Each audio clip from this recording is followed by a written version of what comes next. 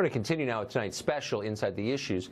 This week, the president announced the withdrawal of American troops from Syria, about 2,000 of them. The move shocked and horrified pretty much everybody in permanent Washington. The city seems stunned by the news. It's hard to see why, though. American forces went to Syria to contain the Islamic State. They succeeded, thankfully. Trump is bringing them home, just as he pledged to. Naturally, the neocons were apoplectic. I am shocked by this. I think this is a decision that is against sound military advice. What you have done, in my view, is set us back. We're not the policemen of the world. I understand that. But we are the glue that holds this world together. So this decision is a disaster on multiple fronts, and I hope it can be changed. So unless Americans continue to finance and die in pointless Middle Eastern conflicts, the world will collapse. That's the core tenet of neoconservative theology. No surprise there. At least they're consistent. What's amazing is how Democrats responded. The Peace Party has become the party of permanent war. Pulling American forces out of a distant country after they've completed their mission, that's criminal negligence, they're telling us. Well, there's so many foolish things this man has done, but this ranks pretty high. A decision that is dangerous, and a decision that is a Christmas present to Vladimir Putin. Giving a huge Christmas present to Putin and to Iran. I couldn't disagree more with this decision. It's a terrible decision. I think this will be considered one of the worst foreign policy blunders of this century. So they're very upset. But nobody bothered to explain why it's so awful that we won't have thousands of Americans stationed in the worst country in the world. They didn't need to explain, really, because everyone in Washington is on the same page on this question. They all agree that conflict is better than peace, always and everywhere, but especially in places where it can't possibly help the United States. Troops in Syria, good. Troops on the U.S. border, bad. The lie they tell themselves is that we're in control of the world, that it's even possible to control the world. A few troops here, a bombing campaign there, and we can decide the course of global events. But of course we can't. The outcome of any conflict can never be known. Unintended consequences are the rule. But our rulers can't admit that because they'd have to admit they're not God. If you're wondering why our ruling class pushes for war as fanatically as it does for abortion, that's why. Killing gives them the illusion of control and makes them feel powerful. Here, for example, was the reaction 2 years ago when the administration lobbed cruise missiles into Syria for no comprehensible reason. The media loved it. Look at how pretty the bombs are. We see these beautiful pictures at night from the decks of these two U.S. Navy vessels in the eastern Mediterranean. I am tempted to quote the great Leonard Cohen, "I'm guided by the beauty of our weapons." And they are beautiful pictures of fearsome armaments making what is for them a brief flight over to this airfield. What did they hit? Oh, it's beautiful, those high explosives wrapped in steel. There's just something about a 1,000-pound armor-piercing warhead that's balm for the soul, like a sunrise or first love. You don't need to be Sigmund Freud to catch the creepy, erotic undertones here. It's war porn. Little boys love it, so do news anchors and TV strategists.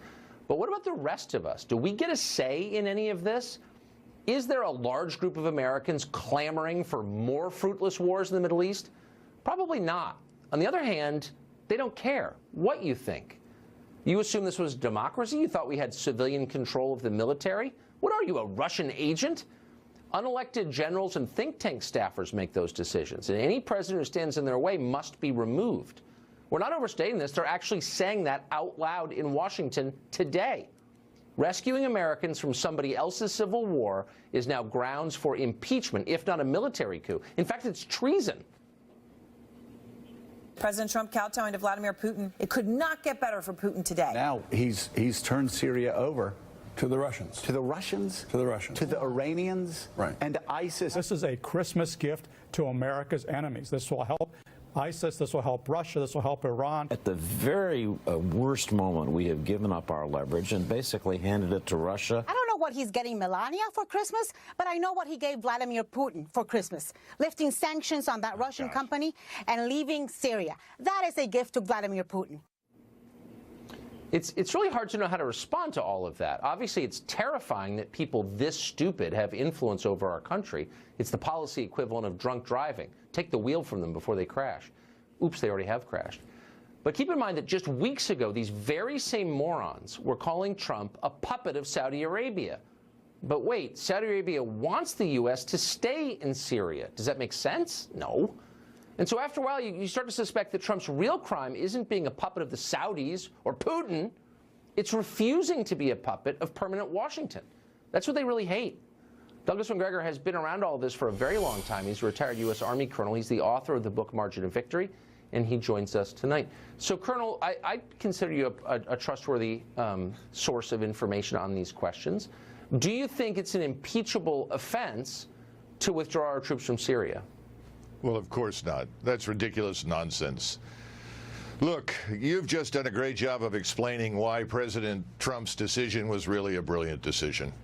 First of all, President Trump, for the first time, made a decision to withdraw forces without consulting his inner circle.